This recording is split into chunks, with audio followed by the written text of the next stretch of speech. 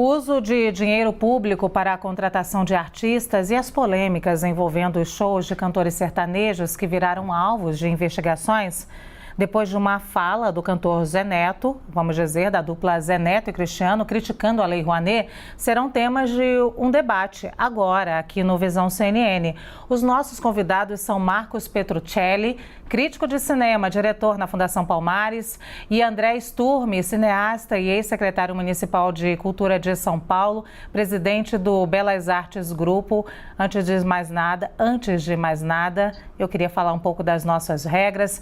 Temos aqui por premissa na CNN o equilíbrio de fala dos nossos convidados. Por isso, cada um vai ter cerca de 2 minutos para a resposta e para que eu não seja indelicada, eu nunca quero ser, temos uma sinalização. Quando o tempo estiver acabando, a minha imagem vai aparecer na tela.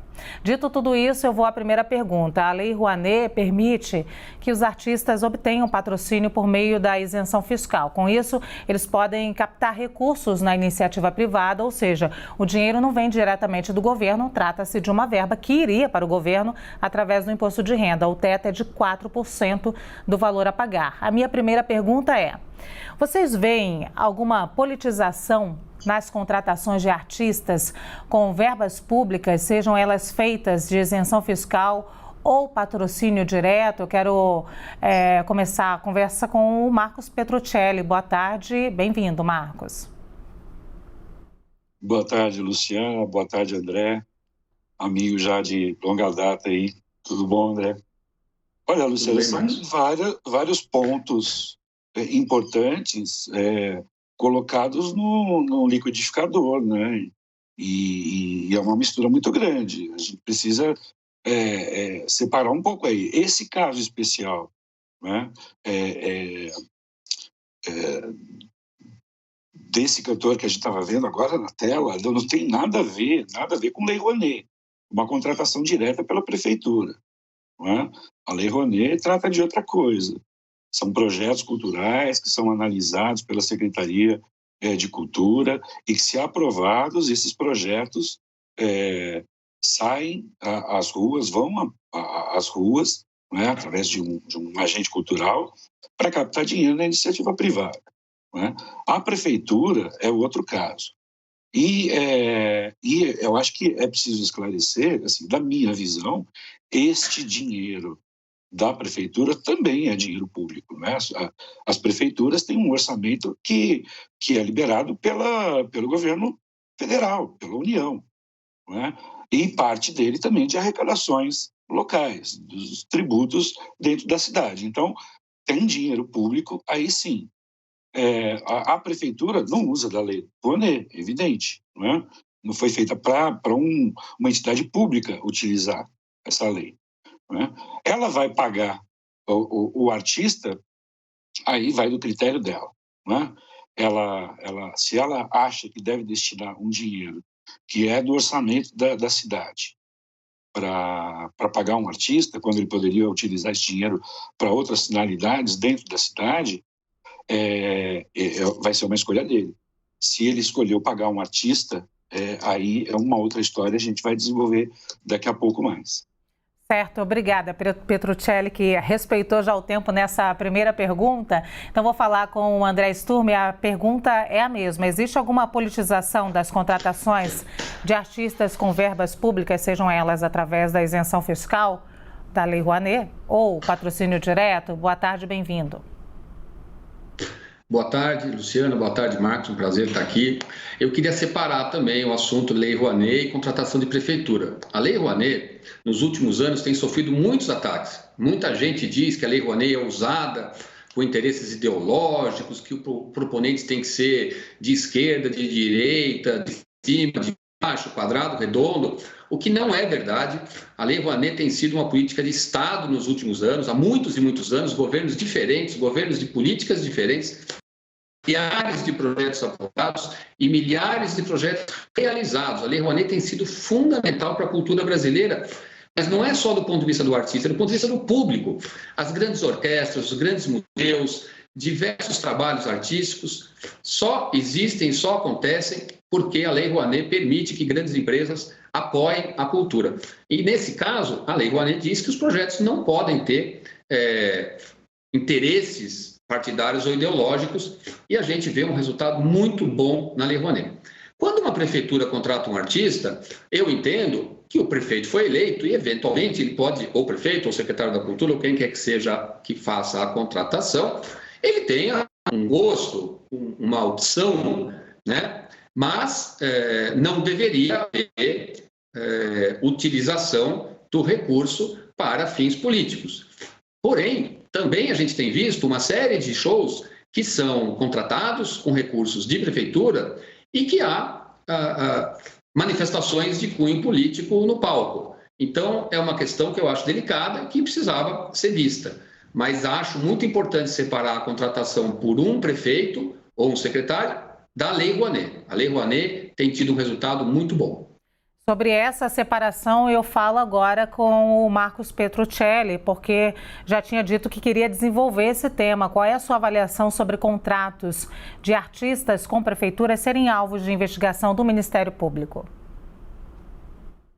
Luciana, eu acho que agora é o momento de eu falar uma coisa que você disse inicialmente na primeira questão, que é a questão da politização. A politização eu acho que sempre existe.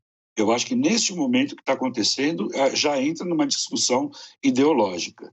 Eu acho que nada disso estaria sendo discutido nesse momento se o artista, o Zé Neto, tivesse feito um comentário político, colocando, externando a sua opção de voto nas próximas eleições.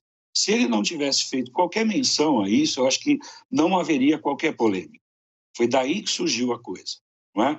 Porque, até então, vários artistas sempre usaram Lei Rouanet, sempre se utilizaram de mecanismos de incentivo, não é? E nunca ninguém falou nada. Eu já fui a vários shows de artistas famosos patrocinados por alguma lei, não é? O show era gratuito para as pessoas, mas, de qualquer forma, era um dinheiro público sendo utilizado.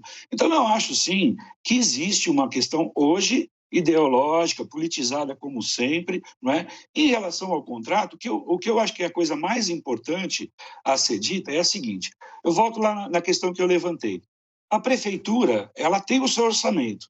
Se ela decide gastar esse dinheiro com um artista, vai sair da cabeça do prefeito e dos secretários ali envolvidos.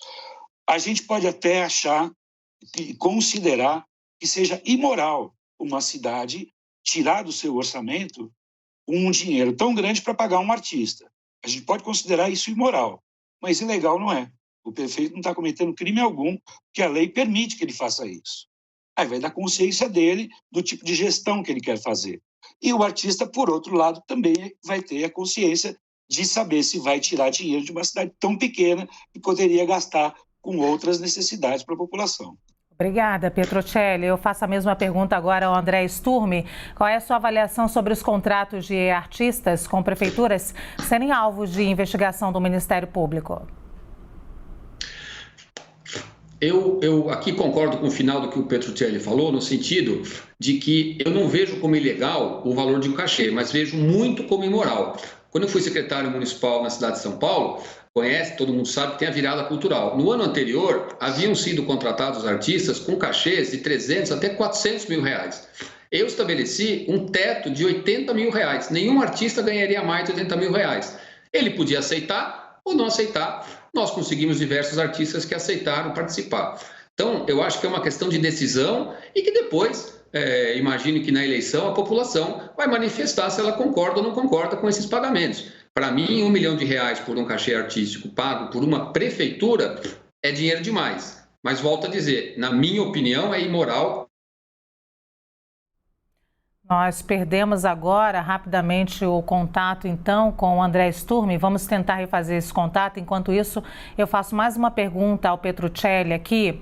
Como você acha, Petruccelli, que esses mega eventos com cantores famosos, em especial pelas cidades do interior do país, refletem nas eleições? Bom, tudo depende do tipo de espetáculo, né? No espetáculo que foi feito recentemente lá no Pacaembu, com a Daniela Mercury, aquilo evidentemente parecia que tinha um caráter político, não é? Aliás, a própria artista se manifestou nesse sentido. né? Então, eu acho que aí precisa ver qual é o caráter do evento. O artista, se ele já vai ao palco, já sobe ao palco com a intenção, e até combinado, se ele está recebendo de algum partido, de algum sindicato, ele evidentemente vai se manifestar. E se o propósito é esse, claro, ele está falando para o seu público, para a sua militância. Agora, se é um show, um espetáculo para a população, em que o prefeito contratou um artista somente para um espetáculo de entretenimento, eu acho que aí o artista deve ter a consciência de que não se deve fazer qualquer menção política, porque ali não é o ambiente para isso. Evidentemente, se ele o fizer, ele vai estar se aproveitando de uma situação, e aí eu acho muito ruim. Petruccelli, tanto você quanto o Sturm são pessoas... Bom, o André voltou agora, depois eu faço essa pergunta então, Petruccelli, vou fazer a mesma pergunta que eu acabei de fazer para você agora a ele. Ô André, como você acha que esses mega eventos com cantores famosos, em especial pelas cidades do interior do país, refletem nas eleições? Eu vou te dar um pouquinho mais de tempo para você finalizar a sua outra resposta e me responder essa pergunta. Como já fui, já servi, já fui secretário da Cultura, já trabalhei em governos, acho que esses valores de cachês são totalmente imorais e não deveria acontecer. Eu não acho que a prefeitura deve usar o seu dinheiro para contratar um artista que a iniciativa privada contrata com frequência por um cachê tão elevado. Eu não sei se deu para ouvir quando eu estava falando, caiu infelizmente, mas quando eu fui secretário eu estabeleci um teto de R$80 mil. E isso na cidade de São Paulo, que é a maior cidade do Brasil. Então, não concordo com esses cachês, embora não os considere legais. Acho que pode ter uma finalidade eleitoral, acho que o prefeito pode contratar esse show pensando que ele vai ganhar, mas eu sinceramente acho que com a divulgação do valor do cachê, o prefeito sai perdendo, porque a população evidentemente vai ficar insatisfeita que um dinheiro dessa dimensão seja gasto por um show de 1 hora e meia, quando a cidade com certeza tem outras necessidades. Se São Paulo tem necessidades grandes como cidade, imagine cidades menores que têm orçamentos muito pequenos e sempre necessidades, seja na saúde, seja na educação e seja na própria cultura, né? A cultura também é um bem essencial e sempre tem orçamentos baixíssimos nas cidades. E aí, de repente, aparece um valor dessa dimensão para a contratação de um único artista. Discordo do ponto de vista de política pública, mas não considero crime, considero equivocado. Queria agora colocar uma pergunta aqui para os dois. É uma percepção minha e acho que é uma percepção de boa parte do Brasil. Como vocês veem essas acusações entre artistas? A gente pode dizer que também uma polarização política dentro da arte nesse momento, com acusações por conta de utilização do dinheiro para fazer shows. Vocês dois são dois agentes que lidam com cultura o tempo inteiro. Como é a percepção de vocês em relação a essa briga política entre artistas brasileiros? Começo com o Marcos Petruccelli. Luciana, eu até aproveito para fazer uma analogia aí com o trabalho que eu exerço atualmente na Fundação Cultural Palmares. Até anos antes aí da minha entrada, poucos anos antes da minha entrada como diretor justamente de fomento à cultura, o dinheiro da Palmares, e é um orçamento muito pequeno na Fundação Palmares, ele era utilizado para pagar palestras e shows de artistas importantes, artistas conhecidos, já consagrados, e que não precisariam receber fortunas, 400, 500 mil, 600 mil reais, para fazer um show para, por exemplo, uma comunidade quilombola em Alagoas, na Serra da Barriga, onde temos lá uma comunidade quilombola super importante, não é? E a população ia lá para ver o show, ficava feliz e voltava para casa. A partir da minha entrada, nós mudamos completamente essa política. O dinheiro deixou de ser gasto para um único artista ou poucos artistas e nós começamos a trabalhar com editais culturais para a população. Então, hoje, a gente deixa de pagar um único artista e paga 300 pessoas para que exerça a sua arte, para que faça música, literatura, tapeçaria, entre outros diversos tipos de artes. Não é? Eu acho boa a oportunidade de falar disso, porque ultimamente, a Fundação Palmares, nos últimos meses, né, nos últimos 2 anos, pelo menos, tem sido muito criticada, alvo de muita perseguição, mas poucos sabem o trabalho que a gente faz. Não é? E na cultura, eu acho que esse foi um papel muito importante, uma mudança radical na política de distribuição de dinheiro público para aqueles necessitados. Eu conheço bem a Fundação Palmares, não é o tema do debate hoje, mas a gente pode conversar de uma outra vez, então, sobre isso. André Sturmi, queria te ouvir, então, sobre essa que foi a pergunta, sobre a divisão entre artistas, nesse momento, uma polarização política e acusações mútuas entre artistas.